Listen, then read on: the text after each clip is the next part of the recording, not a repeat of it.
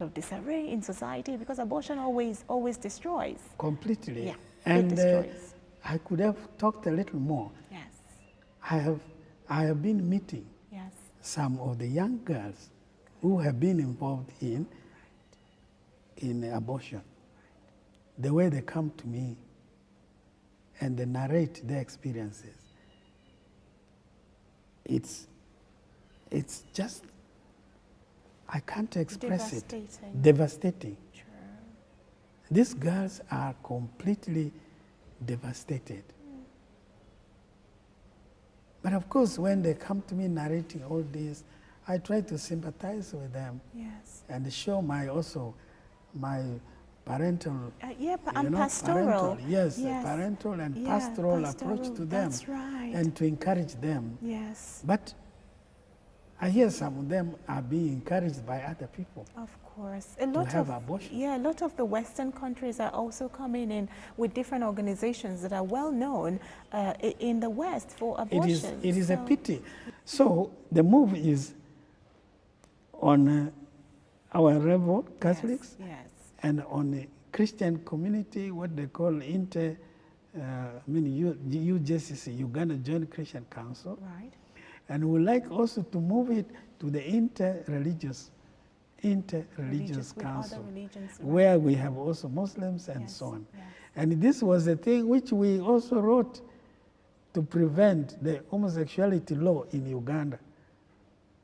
Good. And it was what I think engaged the other people to work to say, no, this law cannot be passed here. Exactly, just to protect. Yes. To protect people from the propaganda of homosexuality. Exactly. So there is a move already. Yes. And we hope that we shall continue to do so. Excellent. Right. So I thank you so much for your work, for your leadership, for the exemplary way that you have led the people within the church and even outside the church. So thank you, and of course thank you so much for making our time once again to speak with us. Yes.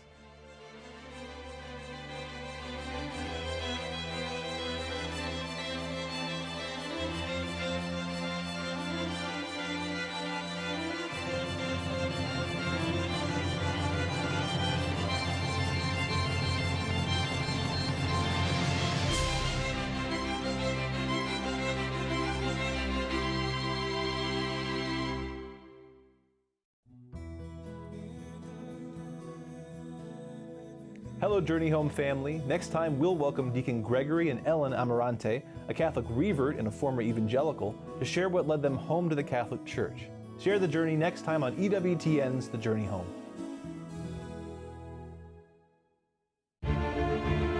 Washington, D.C. is a very strange place. It's a hard place to get information.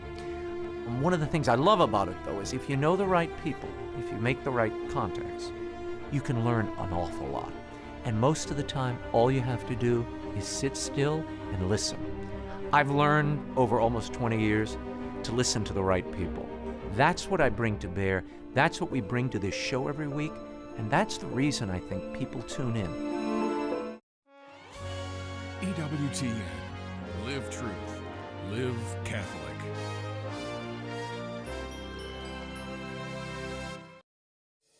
I'm Tracy Sabol. Tonight on EWTN News Nightly, show of strength. The Republican National Convention kicks off in Milwaukee just days after an assassination attempt on former President Donald Trump. We have team coverage, including reaction from a Catholic priest who prayed on stage just moments before the shooting. Classified documents case. A judge issues a major ruling regarding special counsel Jack Smith and former President Trump. And sobering thought. Why Pope Francis is warning against living an excessive lifestyle. These stories and more tonight. From EWTN, the Global Catholic Network, this is EWTN News Nightly. Thank you for being with us on the Feast of St. Bonaventure. Our top story tonight, it is official. The Republican Party has formally nominated Donald Trump as its presidential nominee. But that is just the tip of the iceberg today for the former president. As the RNC opens, the excitement is palpable. This convention will come to order.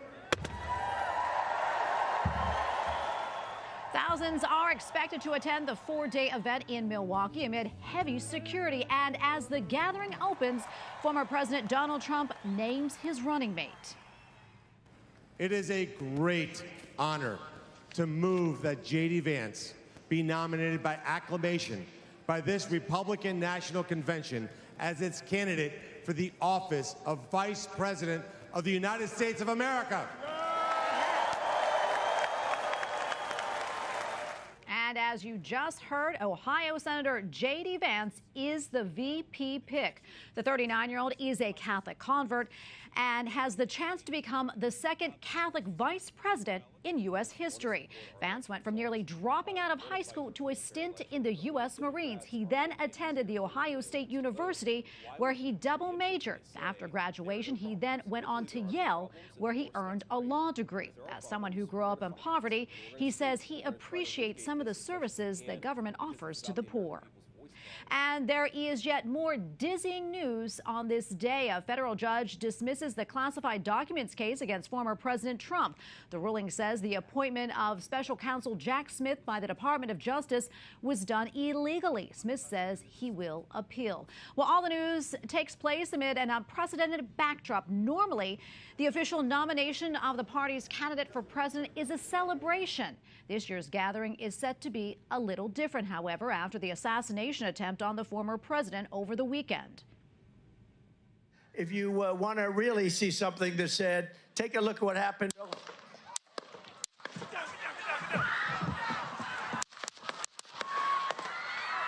A gunman perched on a nearby rooftop with what authorities say was an AR-style gun, opening fire on the crowd below and attempting to assassinate the former president.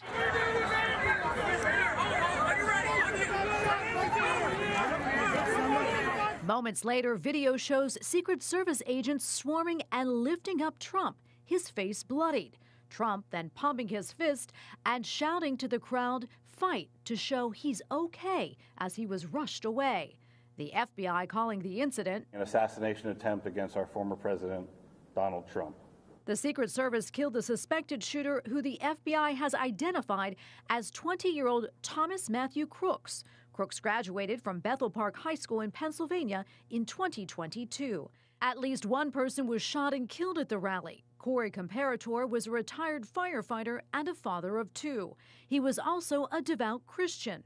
Reports say he died while shielding his family from bullets. And as the former president prepares to accept the Republican Party's nomination for a third time, he says he has rewritten his acceptance speech since the attempt on his life and is planning a message of resilience and strength and not allowing evil to win. Other speakers in Milwaukee include Florida Governor Ron DeSantis and former Republican presidential candidate Nikki Haley. They will touch on a number of topics, including inflation and the crisis at the U.S. border. And despite the assassination attempt, the Republican National Committee says for the most part, they are sticking to their plans for the four-day convention. And Catholic leaders from across the United States also reacted to the attempted assassination of former President Trump. EWTN's Elizabeth Jones explains. There are people who want to kill him. In an almost eerie foreshadowing, Father Jason Cherone, who led prayer at the start of the Trump rally, urged participants to pray for Trump as he was leaving the event early for pastoral work. You know, I said to people, they thanked me for the prayer. And I said, yes, but the prayer has to continue. You have to pray. And I said that, there are people who want to shoot him. He also says he prays for the soul of the shooter. That in his last breath, he may have said, Jesus, remember me. Reaction from many Catholic leaders calls on Americans to re-examine our consciences. On the stage on lots of different fronts is inflammatory rhetoric. We make judgments, we speak the worst about each other. Bishop David Zubik of the Diocese of Pittsburgh, which covers Butler, Pennsylvania, where the shooting occurred, says Americans need to think about the words we choose. If we're going to be serious about who we are as disciples of the Lord Jesus, we got to really turn that down.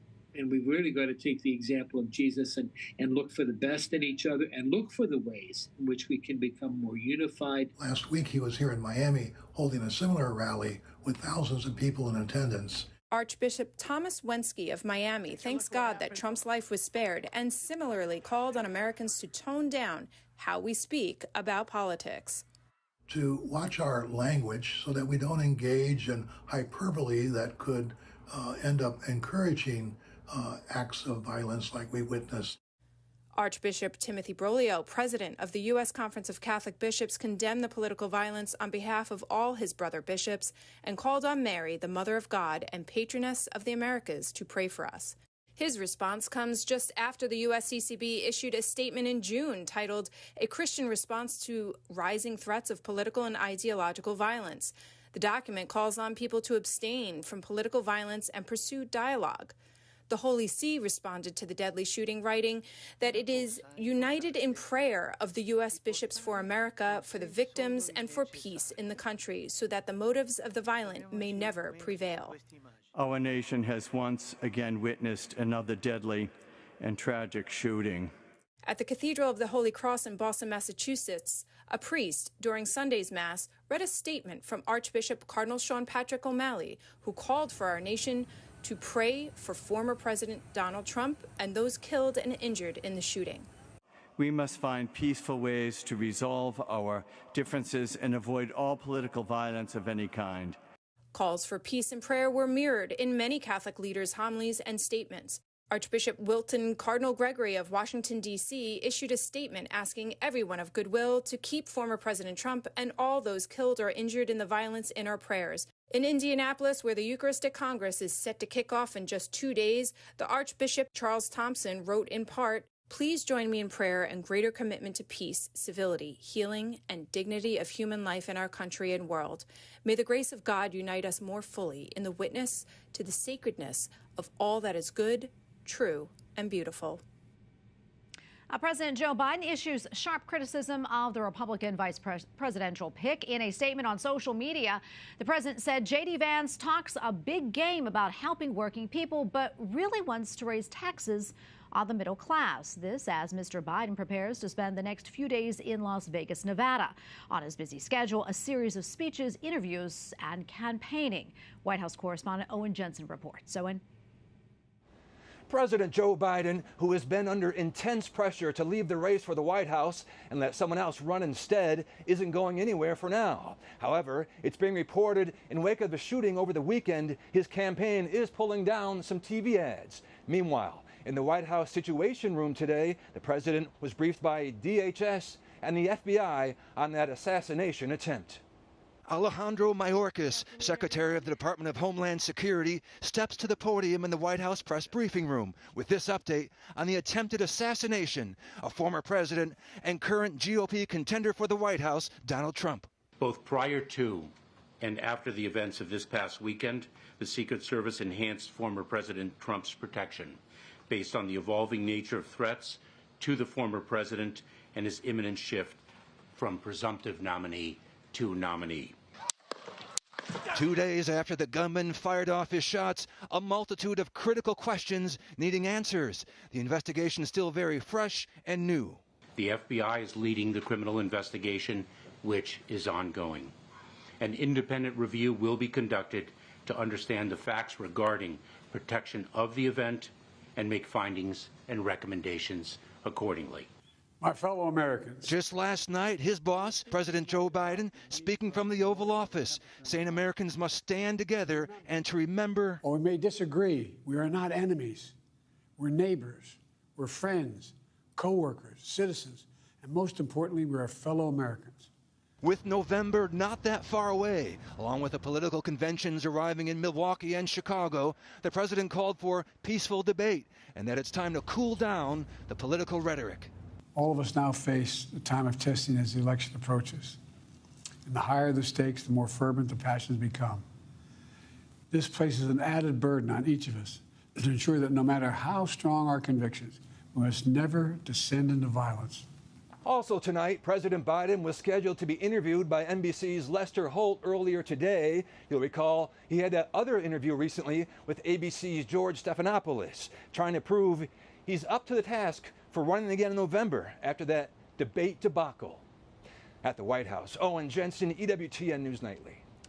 Well, the concern on Capitol Hill right now is finding out why there was a breakdown in security. Even though Congress is in recess for the Republican National Convention, lawmakers are asking, how could this happen? All this while congressional leaders are calling for calm. Capitol Hill correspondent Eric Rosales has the latest development. Eric. Good evening, Tracy. Congress is already demanding an investigation take place to determine how this attempted assassination of former President Donald Trump could even happen. A number of lawmakers have received a Secret Service briefing, and several committees are already demanding answers, calling the shooting a security failure. How is it that someone could get on a roof with a superior position with a weapon and attempt to assassinate former President Donald Trump? It's just unthinkable, unfathomable. We need to know, is this a protocol failure? Is this a resources issue? Or is this just a failure of those who were on site that day? Already, the House Oversight and Homeland Security Committees have scheduled hearings with the head of the Secret Service when Congress returns next week. The head of the Secret Service, Kimberly Cheadle, put out a statement. Quote, "We understand the importance of the independent review announced by President Biden yesterday and will participate fully. We will also work with the appropriate congressional committees on any oversight action." I think first you let the investigation proceed, conclude, and then the Department of Justice, Secret Service, FBI need to be completely transparent. I mean, completely transparent. They haven't been so in the past. The FBI said on Sunday that agents are investigating the shooting as a possible terrorism attack and assassination attempt. There is no indication the 20-year-old shooter, Thomas Matthew Crooks, acted as part of a larger plot, but authorities said bomb-making materials were found inside the suspect's vehicle. Right now, authorities are trying to break into his cell phone to determine a motive. All lawmakers agree violence like this should never take place. When the message goes out constantly that the election of Donald Trump would be a threat to democracy and that the republic would end, I mean, it heats up the environment. We cannot do that. It's simply not true. Everyone needs to turn the rhetoric down. Several lawmakers tell me that they are now reconsidering their own security as they continue their campaigns, and some have decided to cancel events. Others are moving them to online. At the Capitol, Eric Rosales, EWTN News Nightly. And we have a lot more still to come here on EWTN News Nightly, including protecting the president. A former Secret Service agent gives his insights into the assassination attempt against Donald Trump. And a high-stakes election in Rwanda could possibly extend the 30-year rule of its leader.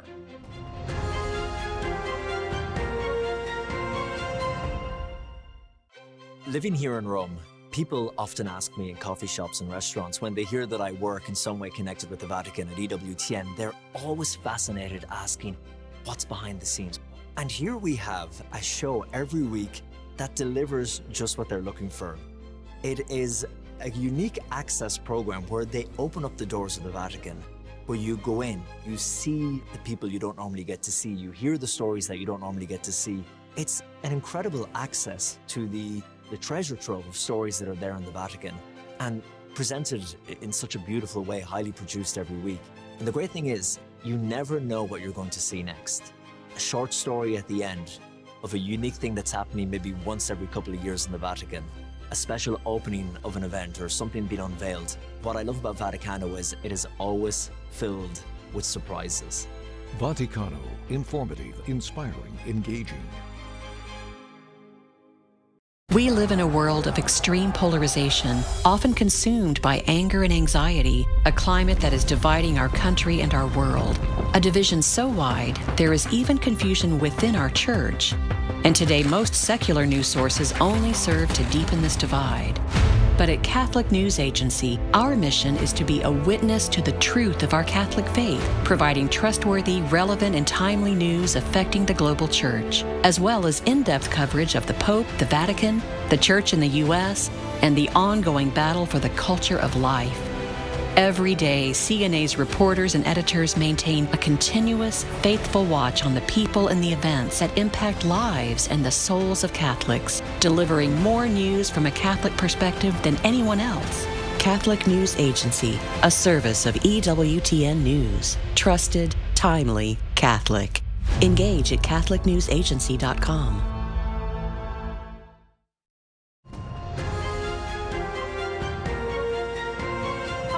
As you just saw on Eric's report, lawmakers are demanding answers about Saturday's security failures. Today, new video showing some of the attendees at the Trump rally noticing the gunman at least 1 minute before the shooting. Here you see the would-be assassin scaling the building of where he would open fire. We also learned that the Secret Service did not sweep that building, saying they were relying on local law enforcement to do it. All right, for more, let's go to Paul Eckloff, a 23-year veteran of the Secret Service who provided detail for Presidents George W. Bush, Barack Obama, and former President Donald Trump during Trump's 2016 presidential campaign. Paul, thanks for being with us today. We appreciate it. A lot more questions than answers right now about all this. But first, what went through your mind when you heard about the attempted assassination on former President Trump, especially at a venue like an outdoor rally? Well, it was painfully familiar, and it's an interesting question that in a number of interviews I've done, nobody has asked yet. And what former agents feel is something that I don't think any other American or anybody else on earth would feel. We wish we were there. We wish it happened on our watch because we know that we could add to it. We could help and we could save the former president or the president's life. We want to dive through the screen and use our bodies to shield the problem. It's really unique. Obviously, we're all troubled. As you said, there's more questions than answers. I've been on thousands of presidential sites. I was with 3 presidents over a period of 14 years in my 23-year career, and on campaigns, foreign presidents, former presidents. Each site is unique and complex.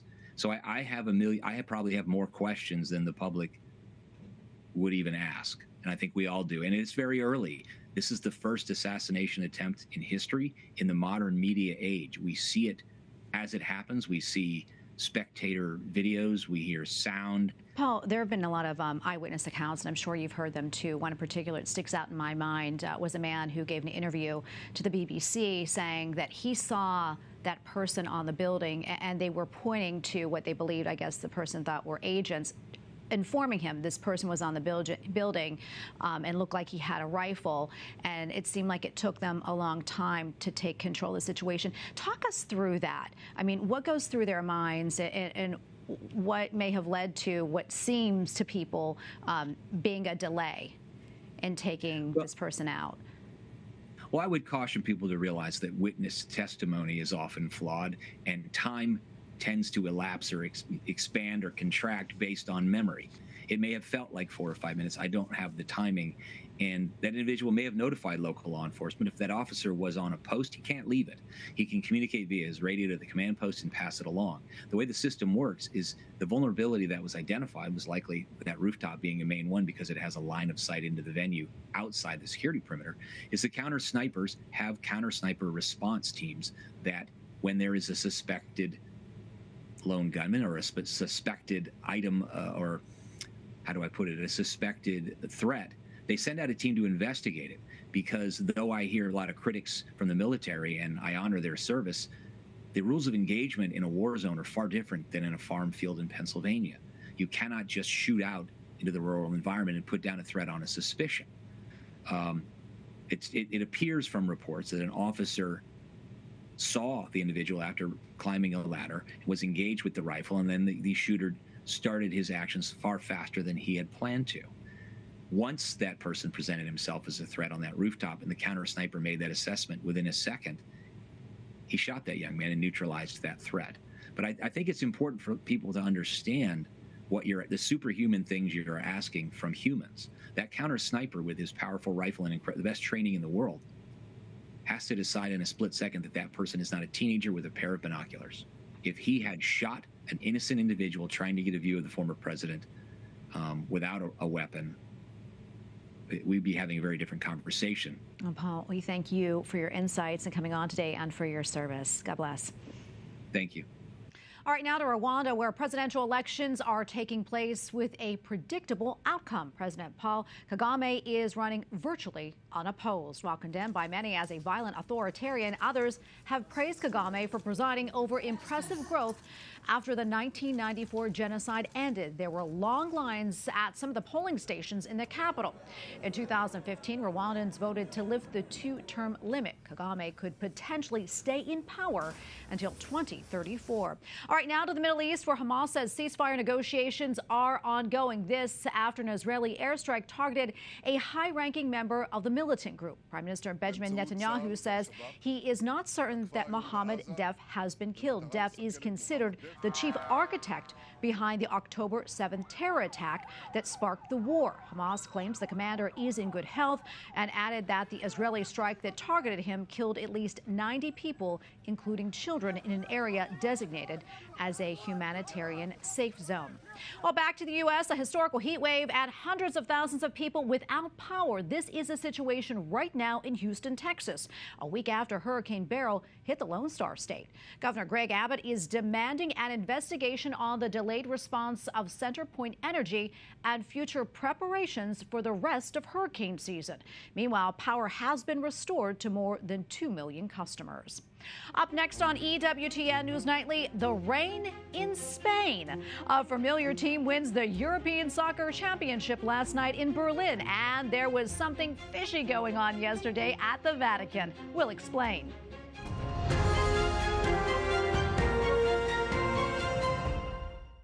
Hello, family. August 15th marks the 43rd anniversary of Mother Angelica flipping the switch and broadcasting EWTN's first program. Most people didn't think the network would last a few months. Yet more than 4 decades later, EWTN continues to tell the world about the faith. Every day, we are the daily Mass and devotional programs. We broadcast inspirational shows like Scripture and Tradition, Father Spitzer's Universe, and Women of Grace. And EWTN News shares domestic and international news that's always from a Catholic perspective. But we don't do this work alone. We're humbled and grateful that this work of evangelization is due to God's providence and your generosity. With the support of you, our EWTN family, we've recently produced several exciting programs that will air in 2025, reached millions more worldwide, and even expanded our presence in Rome. But there's still so much more to do. Will you make a gift to help us celebrate our 43rd anniversary and continue Mother Angelica's great work of evangelization? With your generosity, you'll help EWTN advance the truth to every corner of the world. Thank you, and may God bless you. EWTN is 100% viewer supported. Your gift today helps keep EWTN on the air and shares the joy of the gospel with the world. Please make a gift by going to EWTN.com/anniversary. You may also call us at 1-800-447-EWTN or send your donation to EWTN, 5817 Old Leeds Road, Irondale, Alabama, 35210.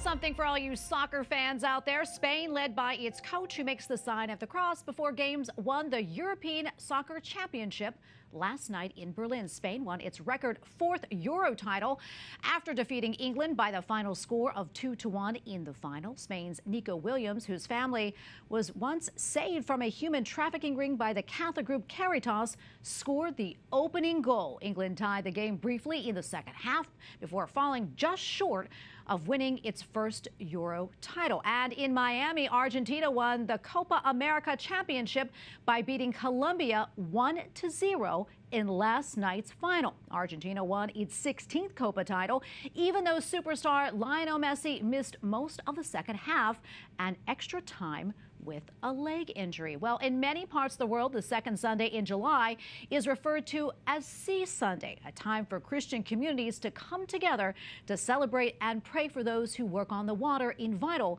but potentially dangerous jobs. EWTN Vatican journalist Paula Arraza has more. The sea is a dangerous workplace. Tsunamis, piracy, and isolation are only some of the greatest hardships for those who work at sea. Because of these challenges, support for seafarers is essential. Stella Maris is a Catholic international agency that provides pastoral care to seafarers and their families. In 1920, a group of lay people founded the organization in Glasgow, Scotland. While these jobs impact so many people's everyday lives, it is a little talked about sector. If we look around ourselves in our house, most of the things that we have, they come and they are transported by the ship. We say that around 90% of the commerce is done by ship. And there is a workforce of almost 2 million people that they are always on the move from one side to another. So from our TV, the cell phone, but even the gasoline or even the food or anything else. Stella Maris's founding belief is that every seafarer deserves fair working conditions and respect for their human rights. Today, the Catholic Network has over 1,000 chaplains and volunteers in 330 ports across 60 countries, from Australia to the USA, working to support seafarers. We have chaplains and volunteers that every day they go to the port, they do the so-called ship visit if they are allowed to enter into port, and to provide spiritual and material assistance to the seafarers.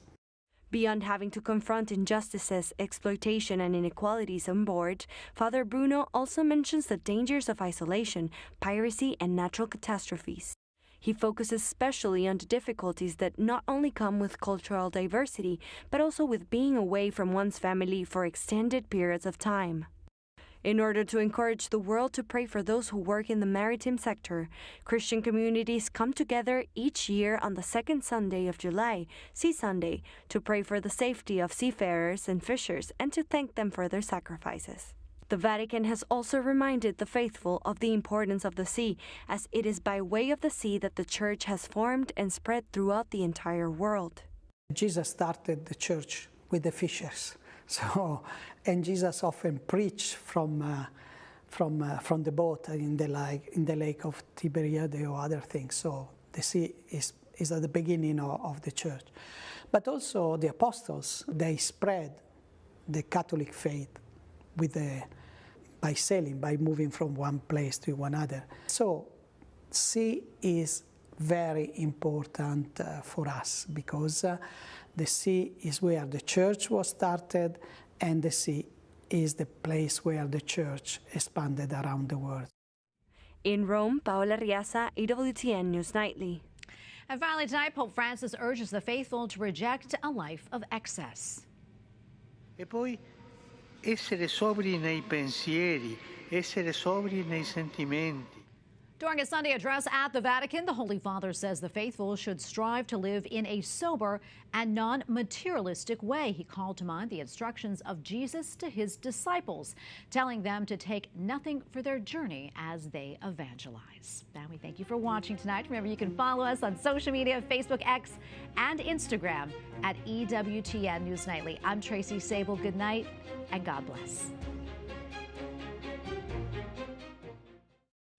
Everyone has questions about the faith. This guy, that guy, her too, and maybe even you. Whether it's about scripture or theology, or something even more pressing, if the question is important to you, it's important to the hosts of EWTN Radio's Open Line. Each weekday, EWTN Defenders of the Faith offer real answers to real questions about Catholicism. Faith comes by hearing, and there's no better place to hear the truth than EWTN Open Line. Give us a call. EWTN Open Line, weekdays at 3 p.m. Eastern, live on EWTN Radio. EWTN. Live truth. Live Catholic.